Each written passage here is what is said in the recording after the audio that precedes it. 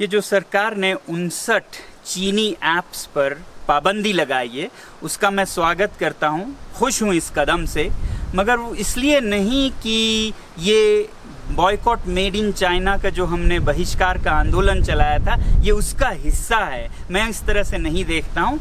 ये जो सरकारी कदम है ये आंतरिक सुरक्षा के दृष्टि से लिया गया एक कदम है देश के लिए, क्योंकि ऐसा देखा गया है सिर्फ भारत में नहीं कई देशों में कि चीनी सरकार अपने टेक कंपनियों के जरिए, चाहे वो फिर हुआवे हो या टिकटॉक हो, दूसरे देशों की जानकारी हासिल करती है खुफिया, और फिर वो कभी भी उस देश के खिलाफ प्रयोग कर सकती है। तो इस दृष्टि से ये पाबंदी लगाई गई है, मैं ऐसा मानता हूँ।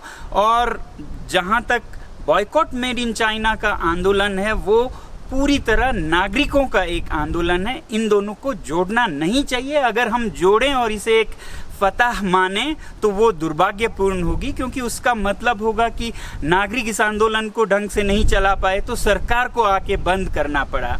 मेरा ख्याल ऐसा नहीं है। मैं ये समझता हूँ कि भारत के नागरिक चीन के सॉफ्टवेयर और अब हार्डवेयर को भी पूरे जोर शोर से बहिष्कार करेंगे, और वो भी उसूलों के बुनियाद पर कि बहुत शोषण होता है इन सामानों के पीछे चीन में और हमारे सीमाओं पर भी। इसका बहिष्कार करते हुए हम इनका बॉयकॉट कर रहे हैं।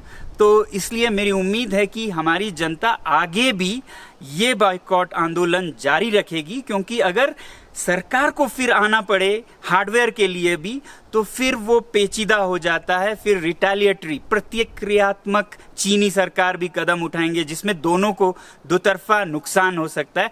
जबकि नागरिक जब किसी चीज का बहिष्कार करें तो दुनिया की कोई ताकत नहीं है कि कोई कहे कि ये न खरीदें वो खरीदें।